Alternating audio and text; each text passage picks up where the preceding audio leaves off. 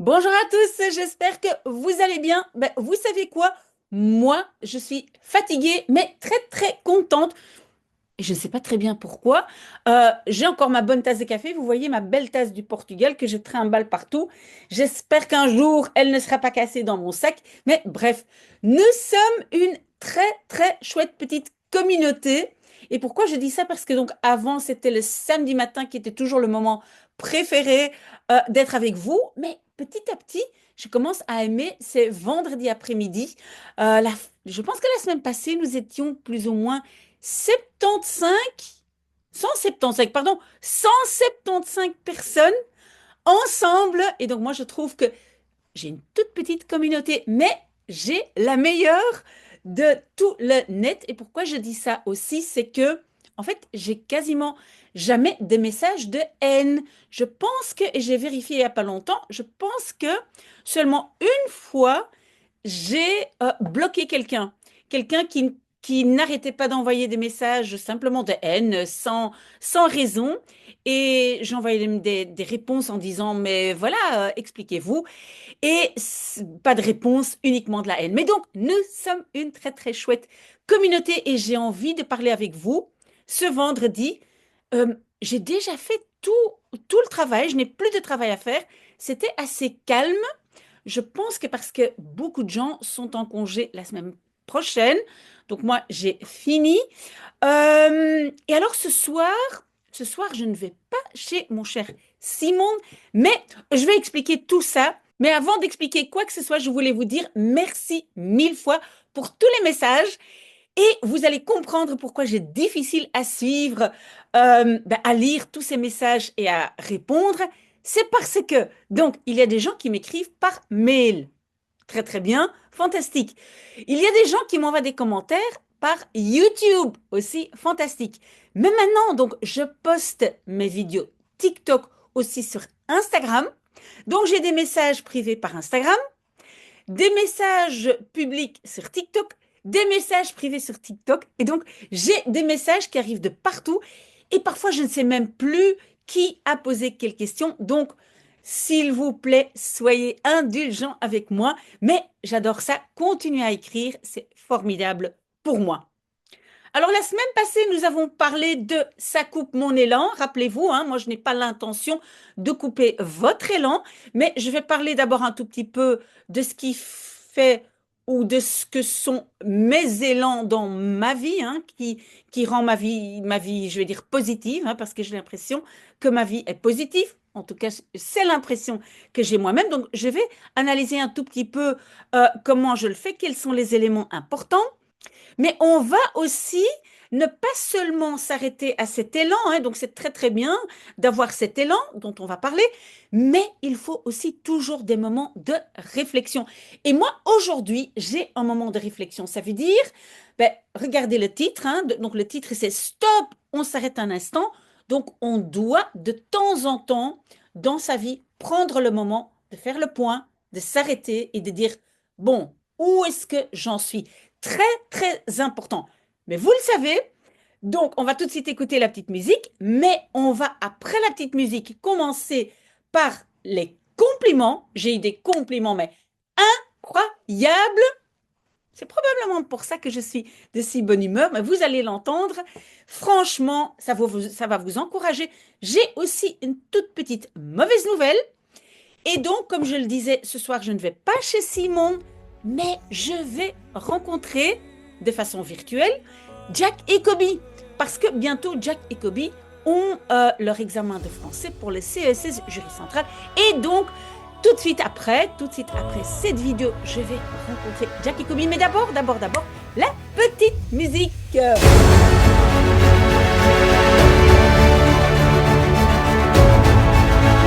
Voilà, voilà.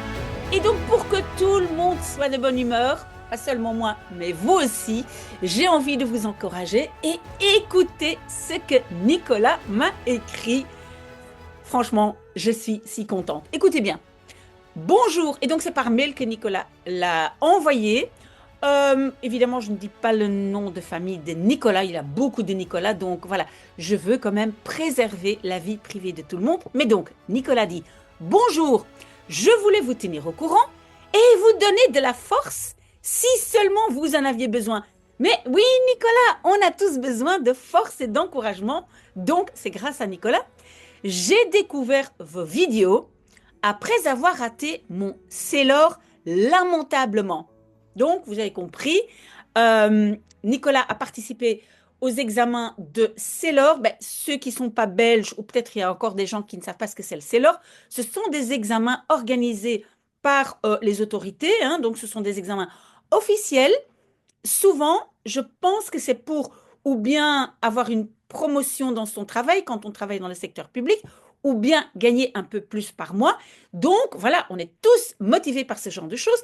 Et donc, je ne connais pas la raison exacte de Nicolas, mais en tout cas, Nicolas voulait réussir son Sailor. Qu'est-ce qui s'est passé? Nicolas a raté lamentablement. C'est lui qui le dit, hein, c'est pas moi. Et donc, il dit aujourd'hui, et donc ce message date d'il y a quelques jours, pas longtemps, aujourd'hui, j'ai reçu les résultats de mon deuxième essai. J'ai réussi. Nicolas a réussi. Et qu'est-ce qu'il me dit? Je me devais de vous remercier pour cette réussite, car vos vidéos m'ont énormément aidé. Ouh! Compliment, compliment. Je suis contente et j'espère que ça vous donne de l'espoir. Le message n'est pas fini, hein. Mais j'espère que vous aussi, vous pouvez être encouragé si jamais vous voulez réussir un examen ou autre chose. Et donc, il dit, j'ai réussi. Donc, voilà, vos vidéos m'ont énormément aidé. Il me reste maintenant le test Mondeling à devoir faire. Mondeling, ça veut dire oral. Donc, Nicolas doit encore faire son test oral. Maintenant, qu'est-ce qui s'est passé? Ben, comme j'avais quand même pas mal de travail cette semaine, je n'ai pas vu le message de Nicolas tout de suite. Et donc, il a maintenant déjà fait son examen oral. Je ne sais pas s'il a réussi. Je vais d'abord finir le message, hein. Merci pour votre dévotion et merci de votre enthousiasme dans chacune de vos vidéos. Mais c'est grâce à vous, des gens comme toi, Nicolas. Voilà. Et alors, il dit, prenez bien soin de vous et de votre fils, le batteur LOL, hein. Donc, Nicolas a aussi écouté ma vidéo où je parle de mon fils, hein, qui fait de la batterie. Et une batterie gratuite, c'est pas tous les jours. Cordialement, Nicolas. Je veux encore dire quelque chose avant de donner un peu d'explication sur l'oral que Nicolas a fait. Mais donc, il a dit qu'il a fait le test, c'est leur article 9. Il a participé la première fois le 23 juillet 2024. Donc, quand il a raté, hein, donc il disait d'abord il a raté lamentablement, il avait pour l'écoute, hein, l'audition, 35% et pour la lecture, 29%. Et puis, le 28 du 2, donc le 28 février, donc il n'y a pas longtemps, ça c'était donc le fameux aujourd'hui dont il parlait, c'était le 10, oh pardon, qu'est-ce que je dis le 28? Le 18 février. Et il a eu pour audition Lustren 55% et lecture 70%. Nicolas. Mais on est content pour Nicolas, donc c'est merveilleux. Et donc, oui, qu'est-ce qui s'est passé? Donc, Nicolas a envoyé son message et je ne l'avais pas vu tout de suite, hein, parce que, vous le savez, je n'ai pas toujours le temps. Et en fait, donc, Nicolas avait déjà son oral le lendemain. Nicolas avait préparé beaucoup de questions. Je pense que le texte qu'il avait préparé était un peu trop difficile. Donc, je ne sais pas s'il a réussi l'oral.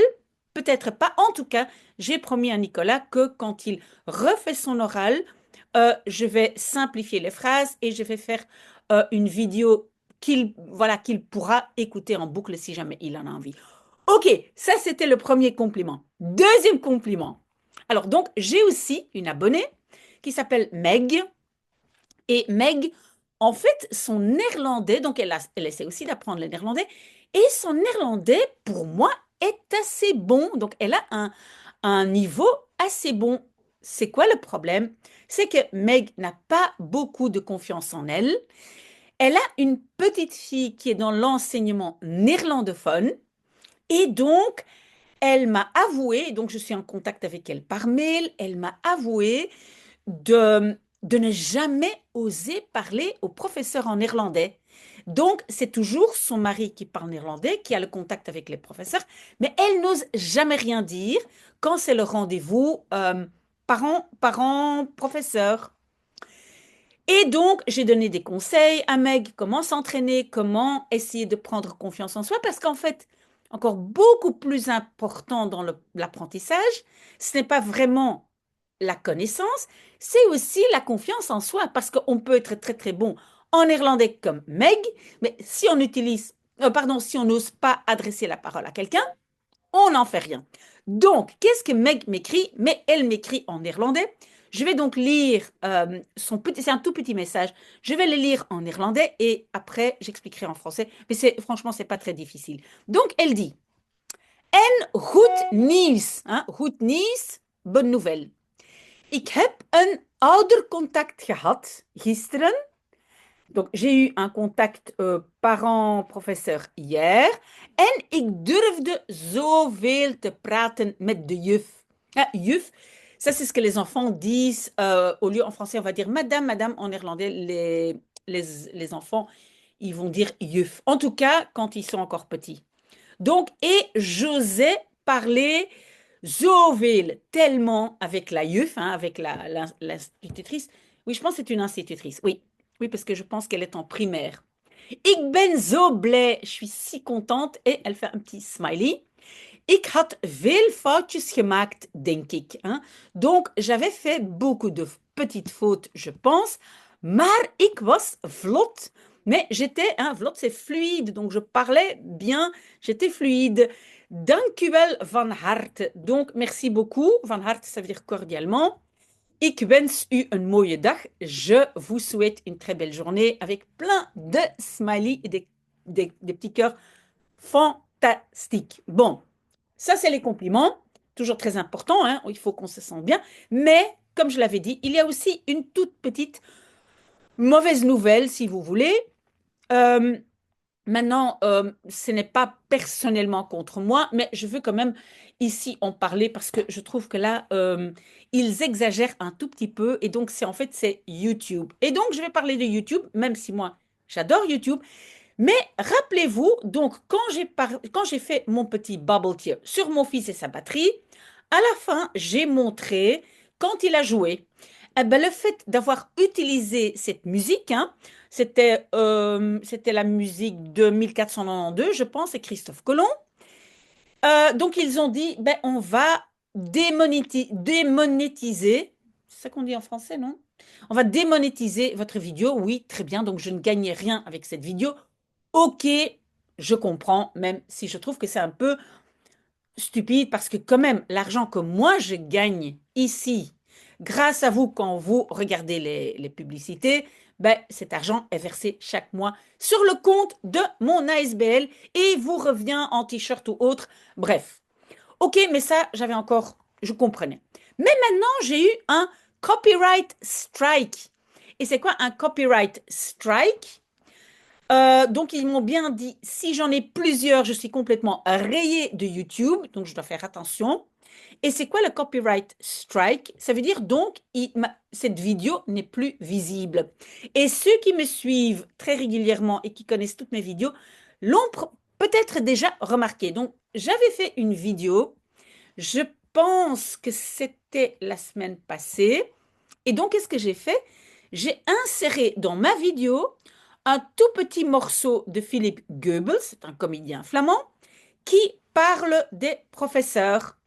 Et en fait, je l'ai utilisé parce qu'il a un accent qui est vraiment un accent anversois. Donc, on entend très bien qu'il spreekt met een, van Antwerpen. Hein, voilà. Donc, vous l'avez probablement remarqué, bien remarqué, pardon.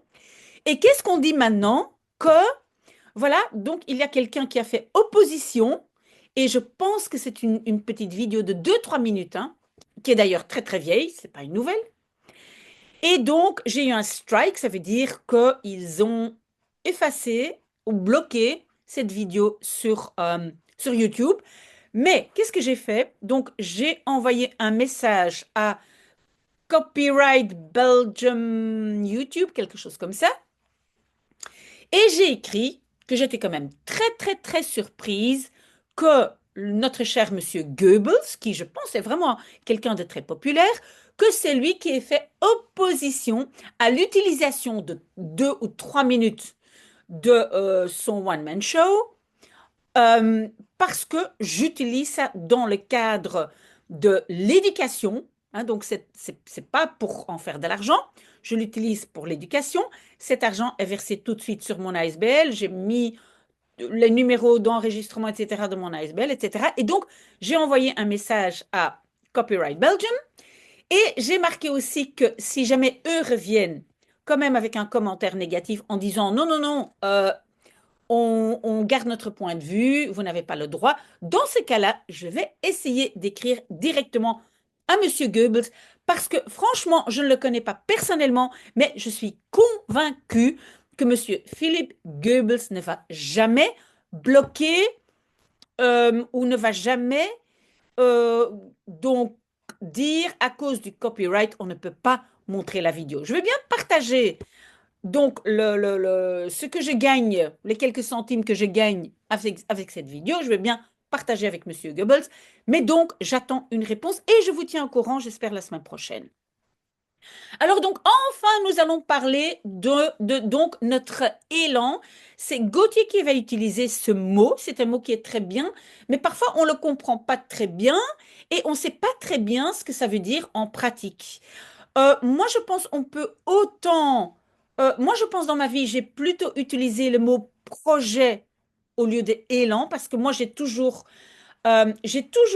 voulu avoir, et encore aujourd'hui, j'ai toujours voulu avoir un projet, hein, un projet en cours, justement pour garder cet élan, pour garder la motivation.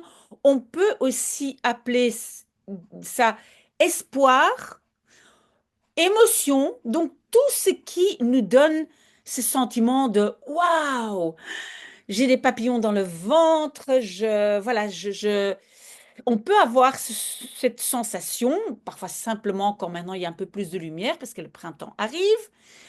On a ce sentiment, par exemple, quand on tombe amoureux, hein, en une fois, le monde est rose, le monde est joli, n'est-ce pas, hein? J'espère que tout le monde a déjà ressenti ça. Parfois aussi, simplement quand on reçoit un cadeau ou un compliment, hein, je viens d'avoir des compliments, et moi ça me donne, waouh, ça me donne un élan, ça me donne, je ne sais pas, une émotion très forte. Moi, je me rappelle quand mon fils, il était petit, à mon avis, il n'avait que 8, 9 ans, il faisait du foot, il adorait jouer au foot. Je sais parce que chaque week-end, j'étais là, hein, j'étais soccer mom, comme ils disent aux États-Unis. Donc, je suivais mon fils partout, fallait le conduire partout en Belgique.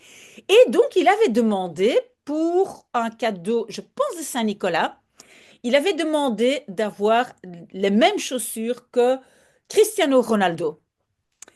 Et ben, donc, pour les enfants de 8, 9 ans, ce sont des imitations, hein. Heureusement, parce que sinon, ça coûte beaucoup trop cher. Mais c'était une très, très bonne imitation. Et je me rappelle que mon fils, il était mais, si content. D'abord, il a failli tomber dans les pommes. Mais en plus, il a dormi pendant des semaines avec ses chaussures dans son lit. C'est seulement quand il les a utilisées pour la première fois que je dis non, non, mais non, c'est fini. On va pas dormir avec des chaussures qui ont été utilisées dans la boue, etc. Mais donc pour lui, voilà, il marchait sur des nuages. Il était si content. Je le voyais déjà le matin. Il se levait, il regardait ses chaussures, il les nettoyait, les frottait, etc. Donc voilà. Donc ça peut être beaucoup de choses, hein. Ça peut être énormément de choses. Et il y a aussi, et vous allez voir si vous lisez dimanche l'article avec moi, j'ai eu quelques suggestions d'articles et un article, le premier des suggestions que j'ai reçues, parle de charisme. Et parfois, il y a des gens qui n'ont pas eux-mêmes des projets ou de l'espoir ou un élan, hein, si on veut l'appeler comme ça, mais qui donc euh, vivent un peu ou planent un peu sur le charisme d'autres personnes. Et pourquoi je parle de ça? Parce que donc on a analysé un tout petit peu ce mouvement de popularité de Monsieur Trump. C'est incroyable. ces gens sont derrière lui, on ne peut pas dire un mot de travers sur Trump. Et donc, voilà. Et donc, on a fait et on va le faire ensemble, hein, c'est un article qui parle de charisme. Ben, il n'y a pas uniquement Monsieur Trump, Monsieur Obama avait un peu ce même oui, élan ou charisme, on peut l'appeler. Même Hitler l'avait, hein, parce que c'est pas toujours positif, ça peut être positif, négatif. Hitler l'avait, Martin Luther King. Et donc, il y a des gens qui, on va dire, s'accrochent aux personnes charismatiques. Il n'y a rien de mal à ça, hein. Il n'y a rien de mal à ça. Mais je pense quand même que la, la plus grande satisfaction vient des projets, pardon, que nous entamons nous-mêmes, hein. Mais donc, rien de mal à suivre ou croire en une personne. Seulement, attention, on doit encore rester euh, maître de ses propres idées, parce qu'il y a des gens qui vont tellement loin, que ce soit dans des sectes ou je ne sais pas quoi, et qui finalement, donc, ne sont plus maîtres de leurs propres idées, de leur propre volonté, et là, c'est dangereux, hein. Donc, voilà. Bref, c'est pas ça de ça qu'on parlait. Et donc, je veux dire aussi que je comprenais très très bien Gauthier qui dit que voilà, on lui a dit que c'est une très bonne chose d'avoir un élan, mais n'oubliez pas, même si vous avez de l'espoir ou de l'élan, n'oubliez pas, parfois ça arrive soudainement et parfois ça peut disparaître soudainement. Moi, je me rappelle que j'ai eu des moments, je ne sais pas, où je me suis dit, oh, mais je suis toute seule ici, il n'y a personne. Mes enfants sont partis, il n'y a aucun ami qui m'appelle. Vous voyez comme ça des moments un peu... parfois, c'est pas fondé, hein, mais on a des moments comme ça où on a un peu de doute.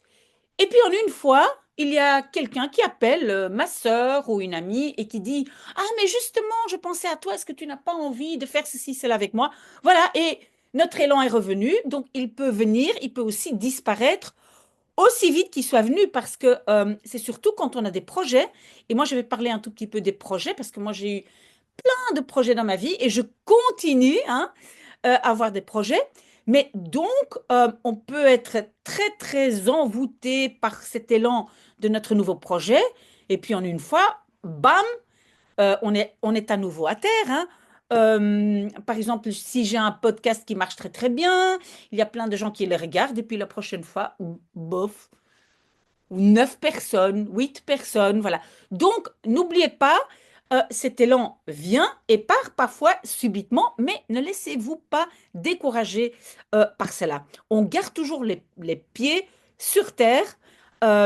Voilà, d'accord. Alors donc, je comptais parler de mes élans. Moi, je pense, et je ne sais pas comment ça se fait, mais que j'ai très très vite compris que les meilleurs élans ou les meilleurs projets, parce que moi, donc, j'ai toujours utilisé plutôt le mot projet, c'était des projets à long terme. Je ne sais pas comment j'ai compris que c'était mieux d'avoir des projets à long terme que des projets très rapides, mais qui disparaissent aussi très vite. Je pense que c'est un tout petit peu grâce à mon grand-père. Hein. Ceux qui me connaissent savent que j'avais une très très bonne relation avec mon grand-père. Il était aussi mon parrain. Il est mort très très vieux et à chaque fois j'oublie, mais il avait 104 ou 105 ans, donc il a passé la centaine et finalement c'est lui qui a voulu partir. Il a dit, je ne dis pas qu'il s'est laissé mourir, mais à un certain moment il disait, mais tous mes copains sont morts, tout le monde est parti. Enfin bref, c'était pas ça l'élément. Ce que mon grand-père disait toujours, quand on se sent pas très bien et quand on a un moment de découragement, ben en fait, on travaille. On fonce dans le travail. Mon grand-père a toujours travaillé énormément, énormément. Peut-être un jour, je raconterai un peu de tout ce que mon grand-père faisait. Bref, aujourd'hui, c'est pas ça. Mais donc, moi, je pense que j'ai toujours cru, euh, j'ai toujours pensé que le travail acharné est important. Je pense que je l'ai déjà mentionné aussi. La différence quand on regarde un peu deux grandes personnes historiques, Mozart et Bach. Ben, Mozart a eu une carrière, on va dire, fulgurante. Il était surdoué, il pouvait comme ça jeter de la musique sur un papier, mais il est mort très jeune, alcoolique, etc., etc. Alors que Bach, lui, il a travaillé comme un acharné, voilà, il n'avait pas très facile, mais lui, il a eu énormément d'enfants, il a vécu longtemps, ses enfants étaient aussi des très très bons musiciens, il a beaucoup de musique de chambre, donc voilà. Donc moi, je pense que je suis plutôt un peu, si on doit choisir, hein, une personne Bach qu'une personne Mozart, alors que j'adore la musique de Mozart. C'est pas ça, hein. Mais donc, j'ai toujours compris que les projets à long terme donnent aussi plus de satisfaction. Et donc, j'ai plusieurs projets et je suis sûre que j'en oublie. Mais par exemple, quand j'ai fait des études à l'université, je voulais absolument partir aux États-Unis pour étudier là-bas aussi. Et donc, j'ai dû travailler énormément. C'était dans un petit café qui s'appelait le Telperion. C'est ma sœur qui m'a rappelé que ce petit café s'appelait le Telperion. J'avais oublié un tout petit peu. Et voilà, donc j'ai dû faire énormément d'heures parce que même si mes parents étaient bien décidés à investir dans les études de leurs enfants, ils n'avaient pas très envie que je parte aux États-Unis. Donc, eux, ils ont bien sponsorisé, et je remercie mes parents énormément, mes études ici en Belgique, mais pas spécialement aux États-Unis. Donc, j'ai dû travailler moi-même, ce qui est une très bonne chose aussi. Alors, acheter une maison, je dois dire que j'ai toujours aimé l'architecture. Euh, je ne sais pas si c'est de par mon éducation. Mes parents aussi ont acheté leur maison, ont travaillé beaucoup dedans, on a toujours aimé. On a toujours aimé mettre la main à la pâte. Et donc, moi, j'aime bien les belles choses, j'aime bien les matériaux de récupération, mais les beaux matériaux, hein. Donc, j'aime bien aller chiner euh, dans pas seulement des marchés aux puces, mais des brocanteurs, etc. Faire la récupération intégrée dans la décoration de ma maison. Donc, j'ai toujours aimé ça. Heureusement, mon partenaire aussi, donc on se ressemble beaucoup à ce sujet. Donc, construire une maison, travailler dur et que ça devienne vraiment très joli, c'était aussi un élément très important. Je reçois déjà des pling, pling, pling. Ce sera pour après. Développer des entreprises. Donc, j'ai développé pas mal d'entreprises, seule ou avec d'autres. Je pense que la toute première, et j'étais encore étudiante, c'était créer des robes de mariée. Ça, c'était, et finalement, j'ai développé cette entreprise et finalement, je l'ai vendue. Euh, Bref, ça, c'est pour d'autres raisons, mais voilà. Avoir des enfants, c'est aussi un grand projet. Donc, ne pensez pas que tous les projets devraient nécessairement être économiques. Non, non, non. Avoir des enfants et les élever, c'est un grand travail. Ça m'a donné énormément de plaisir, énormément. Et je dois dire que j'étais une maman très investie, par moments un peu maman hélicoptère, hein, toujours à survoler mes enfants. Et puis à un moment, j'ai bien compris que je devais les laisser faire un peu bah, comme ils le voulaient. Ils ont fait ça très bien d'ailleurs. Et donc, moi, j'avais très, très peur quand mes enfants avaient 15, 16 ans. J'avais très peur de ce qu'on appelle là, le fameux syndrome du nid vide. Je sais pas, oh là là, mais qu'est-ce que ça pling tout le temps? Je vais éteindre, un instant, je vais éteindre les notifications. Voilà, j'ai éteint mes notifications, ça me dérangeait. Et donc, je disais que j'avais un tout petit peu peur de ce qu'on appelle le syndrome du nid vide. Oui, pardon, mais mes cheveux sont devant mes yeux. Donc, ce syndrome du nid vide, ça veut dire que les enfants sont beaucoup plus indépendants, il faut plus s'occuper d'eux tout le temps. Et donc, je suis retournée à l'université. J'ai étudié la pédagogie. Et ben voilà, pour moi, c'était une façon d'avoir un nouveau projet. Et puis, bien sûr, ma chaîne YouTube, c'est aussi un grand projet, n'est-ce pas? Un de mes plus grands projets d'ailleurs. Donc, pourquoi je dis tout ça? C'est simplement pour vous dire que pour moi, avoir une vie positive, c'est toujours avoir des nouveaux projets. Mais ça, ce n'est pas nécessaire d'avoir des projets énormes. C'est comme je dis, ça peut être convenablement élever son enfant, ça peut être avoir une maison belle et propre, ça peut être un jardin magnifique, ça peut être plein de choses.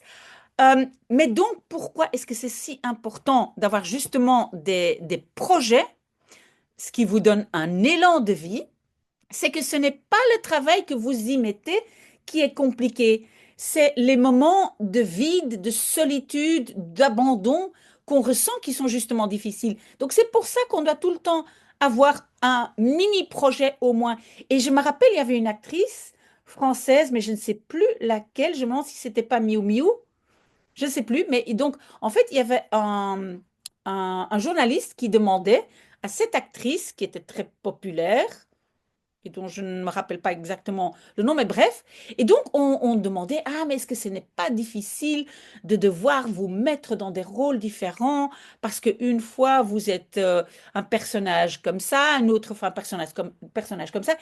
Et cette femme, cette actrice disait, mais ce n'est pas compliqué de faire des rôles compliqués. Ce qui est le plus difficile, c'est ne pas avoir de rôle du tout et d'avoir l'impression que ben, les producteurs de films vous oublient. Ça, c'est difficile. Et moi, je trouvais que c'est tout à fait exact.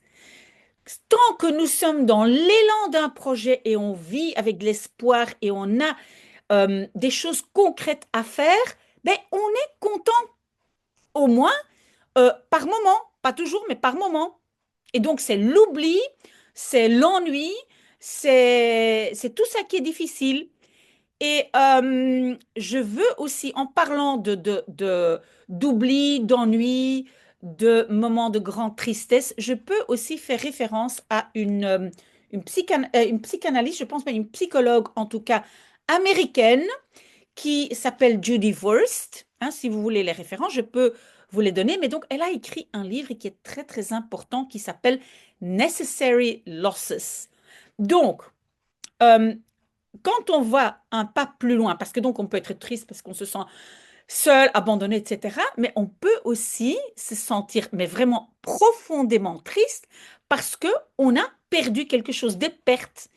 Et en fait, je pense à ça pourquoi? Parce que Gauthier m'a parlé de ses pertes dans sa vie et je peux vous dire que voilà, ça c'est autre chose que moi, hein. Moi, oui, j'ai eu des moments très difficiles, mais il y a certaines choses qui sont vraiment, vraiment difficiles que moi je n'ai pas vécues. Mais donc, cette psychanalyste ou psychologue, elle décrit très, très bien qu'on doit s'occuper de ces pertes, de ces losses. Ça veut dire quoi? Que ce n'est pas uniquement une grande perte comme perdre quelqu'un qu'on aime, mais par exemple, ben, moi, par exemple, je vais accepter, comme tout le monde, que je vieillis, que je n'ai plus le même physique que j'avais quand j'avais 20 ans. Donc, c'est en fait la perte de la version jeune de nous-mêmes. On doit aussi digérer des pertes comme par exemple des attentes impossibles de nos relations amoureuses ou autres, avec la famille. Donc voilà, on doit, ce n'est pas parce qu'on a un projet et qu'on essaye de garder son élan qu'on ne doit pas s'occuper de ces pertes, de prendre le temps. Et je vais donc arriver à enfin, au titre d'aujourd'hui, qu'il faut prendre le moment d'y réfléchir, d'y penser, de donner ça une place dans sa vie et d'avancer. Hein. Mais donc, ce sont des moments de réflexion. On ne peut pas être tout le temps dans l'élan, hein, parce que moi aussi j'ai tendance à, je cours, je fonce, je suis. Il y a une amie qui m'a dit, oui, une amie qui m'a dit, la première fois quand je t'ai vue, j'ai expliqué aux autres, eh ben, elle, c'est un ouragan. Mais donc, on ne doit pas être tout le temps un ouragan, c'est même pas bon pour la santé. De temps en temps, on prend un moment de réflexion, de recul. Et pour prendre ce recul et pour pouvoir réfléchir à nous-mêmes, c'est souvent beaucoup plus facile quand on a quand même des gens qui nous entourent, qui sont, on va dire, véritablement désintéressés. Euh, C'est-à-dire, moi, j'ai peut-être la chance ou peut-être j'ai contribué à ça, mais je suis quand même entourée de pas. Il n'y a pas beaucoup de gens autour de moi qui sont complètement désintéressés parce que la plupart des gens sont autour de vous parce qu'ils ont besoin de quelque chose. Mais je dois dire, j'ai ma famille, j'ai quelques amis dont je sais qu'ils sont véritablement désintéressés. Et je vais vous donner encore un petit message d'espoir, parce que donc, moi, je pensais que les gens qui sont véritablement désintéressés, ce sont des gens qui vous connaissent depuis longtemps, etc. Pas vraiment. Je vais vous raconter, et peut-être vous le savez déjà. Moi, j'ai rencontré deux femmes françaises par ma chaîne YouTube et que depuis quelques années, je vois chaque été. Et ce sont des gens donc, que je ne connais pas depuis longtemps, que je connais principalement de façon virtuelle, hein. Donc, je les vois une fois par an bah, dans la vraie vie, ce qui n'est pas énorme. Eh bien, je peux vous dire que ce sont des gens qui sont véritablement désintéressés dans le sens où ce sont des gens dont moi, j'ai l'impression qu'elles veulent vraiment, vraiment, vraiment le meilleur pour moi, qui ne mettent jamais un stress supplémentaire sur moi, hein. Donc, on se contacte de façon virtuelle régulièrement, mais toujours, même quand je le dis ici dans un petit live lab, quand je dis, oh là là, j'ai une semaine très chargée, tout de suite, elles sont là pour me dire, ah, mais sinon on peut discuter, ce n'est pas grave.